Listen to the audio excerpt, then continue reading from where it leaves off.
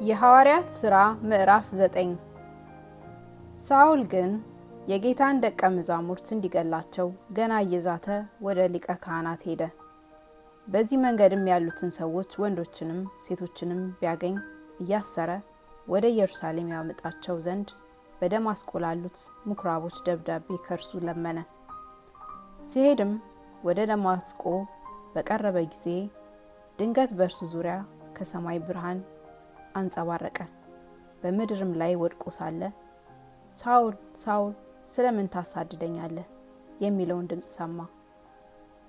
ጌታ ሆይ ማን ነህ አለው። እርሱም አንተ የምታሳድደኝ እኔ ኢየሱስ ነኝ። የመውጊያውን ብረት ብትቃወም ለአንተ ይሰበሰብሃል አለው። እየተንቀጠቀጠና እየተደነቀ ጌታ ሆይ ምን አድርግ ዘንድ ትወዳለህ አለው። ጌታም ተነስተህ ወደ ከተማ ግባና ታደርገው ዘንድ የሚያስፈልግህን ይነግሩሃል አለው። ከእርሱም ጋር በመንገድ የሄዱ ሰዎች ድምፁን እየሰሙ ማንንም ግን ሳያዩ እንደ ዲዳዎች ቆሙ። ሳውልም ከምድር ተነሳ፣ ዓይኖቹም በተከፈቱ ጊዜ ምንም አላየም። እጁንም ይዘው እየመሩ ወደ ደማስቆ አገቡት። ሳያይም 3 ቀን ኖረ፣ አልበላምም አልጠጣምም።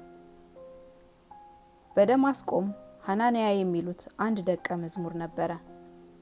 ጌታም በራእይ ሐናንያ ሆይ አለው። እርሱም ጌታ ሆይ እነሆኝ አለ። ጌታም ተነስተህ ቅን ወደሚባለው መንገድ ሂድ፣ በይሁዳ ቤትም ሳውል የሚሉትን አንድ የጠርሴስ ሰው ፈልግ፣ እነሆ እርሱ ይጸልያልና ሐናንያ የሚሉት ሰው ገብቶ ደግሞ እንዲያይ እጁን ሲጭንበት አይቷል አለው። ሐናንያም መልሶ ጌታ ሆይ በኢየሩሳሌም በቅዱሳንህ ላይ ስንት ክፉ እንዳደረገ ስለዚህ ሰው ከብዙዎች ሰምቻለሁ። በዚህም ስምህን የሚጠሩትን ሁሉ ለማሰር ከካህናት አለቆች ስልጣን አለው አለ።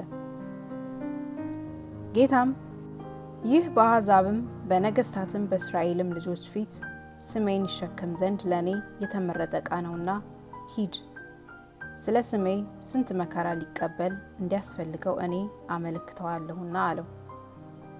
ሐናንያም ሄዶ ወደ ቤቱ ገባ፣ እጁንም ጭኖበት ወንድሜ ሳኦል ሆይ ጌታ እርሱም በመጣህበት መንገድ የታየህ ኢየሱስ ነው፣ ደግሞ ታይ ዘንድና መንፈስ ቅዱስ ይሞላብህ ዘንድ ላከኝ አለ። ወዲያውም እንደ ቅርፊት ያለ ከዓይኑ ወደቀ። ያን ጊዜም ደግሞ አየ። ተነስቶም ተጠመቀ፣ መብልም በልቶ በረታ።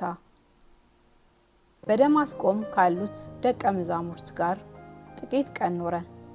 ወዲያውም ስለ ኢየሱስ ክርስቶስ እርሱ የእግዚአብሔር ልጅ እንደሆነ በምኩራቦች ሰበከ። የሰሙትም ሁሉ ተገረሙና ይህ በኢየሩሳሌም ይህን ስም የሚጠሩትን ያጠፋ አይደለምን? ስለዚህ ታስረው ወደ ካህናት አለቆች የወስዳቸው ዘንድ ወደዚህ አልመጣምን አሉ። ሳውል ግን እየበረታ ሄደ። በደማስቆም ለተቀመጡት አይሁድ ይህ ክርስቶስ እንደሆነ አስረድቶ መልስ ያሳጣቸው ነበር። ብዙ ቀንም ሲሞላ አይሁድ ሊገሉት ተማከሩ። ሳውል ግን ሐሳባቸውን አወቀ። ይገድሉትም ዘንድ በሌሊትና በቀን የከተማይቱን በር ሁሉ ይጠብቁ ነበር። ደቀ መዛሙርት ግን በሌሊት ወስደው በቅጥር ላይ አሳልፈው በቅርጫት አወረዱት። ሳውልም ወደ ኢየሩሳሌም በደረሰ ጊዜ ከደቀ መዛሙርት ጋር ይተባበር ዘንድ ሞከረ። ሁሉም ደቀ መዝሙር እንደሆነ ስላላመኑ ፈሩት። በርናባስ ግን ወስዶ ወደ ሐዋርያት አገባውና ጌታን በመንገድ እንዴት እንዳየውና እንደተናገረው በደማስቆ በኢየሱስ ስም ደፍሮ እንዴት እንደነገረ ተረከላቸው። በጌታም በኢየሱስ ስም ደፍሮ እየተናገረ በኢየሩሳሌም ሲወጣና ሲገባ ከእርሱም ጋር ነበረ። ከግሪክ ሀገርም መጥተው ከነበሩ አይሁድ ጋር ይነጋገርና ይከራከር ነበር። እነርሱ ግን ሊገሉት ፈለጉ። ወንድሞችም ይህን ባወቁ ጊዜ ወደ ቂሳሪያ ወሰዱት፣ ወደ ጠርሴስም ሰደዱት። በይሁዳም ሁሉና በገሊላ በሰማርያም የነበሩት አብያተ ክርስቲያናት በሰላም ኖሩ፣ ታነጹም። በእግዚአብሔርም ፍርሃትና በመንፈስ ቅዱስ መጽናናት እየሄዱ ይበዙ ነበር። ጴጥሮስም በየስፍራው ሁሉ ሲዞር በልዳ ወደሚኖሩ ቅዱሳን ደግሞ ወረደ። በዚያም ከ8 ዓመት ጀምሮ በአልጋ ላይ ተኝቶ የነበረውን ኤንያ የሚሉትን አንድ ሰው አገኘ። እርሱም ሽባ ነበረ። ጴጥሮስም ኤንያ ሆይ ኢየሱስ ክርስቶስ ይፈውስሃል፣ ተነሳ፣ ለራስህም አንጥፍ አለው። ወዲያውም ተነሳ። በልዳና በሰሮናም የሚኖሩ ሁሉ እሱን አይተው ወደ ጌታ ዘወር አሉ። የኢዮጴም ጣቢት የሚሏት አንዲት ደቀ መዛሙርት ነበረች። ትርጓሜውም ዶርቃ ማለት ነው። እርሷም መልካም ነገር የሞላባት ምጽዋትም የምታደርግ ነበረች። በዚያም ወራት ታመመችና ሞተች። አጥቢያውም በሰገነት አኖራት። ልዳም ለኢዮጴ ቅርብ ናትና ደቀ መዛሙርት ጴጥሮስ በዚያ እንዳለ ሰምተው ወደ እነርሱ ከመምጣት እንዳይዘገይ እየለመኑ 2 ሰዎች ወደ እርሱ ላኩ። ጴጥሮስም ተነስቶ ከእነርሱ ጋር መጣ። በደረሰም ጊዜ በሰገነት አወጡት።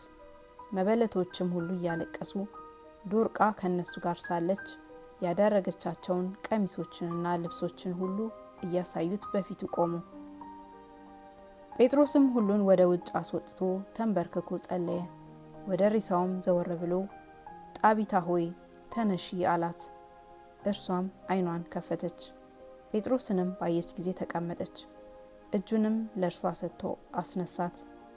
ቅዱሳንንም መበለቶቹንም ጠራ፣ ሕያውም ሆና በፊታቸው አቆማት።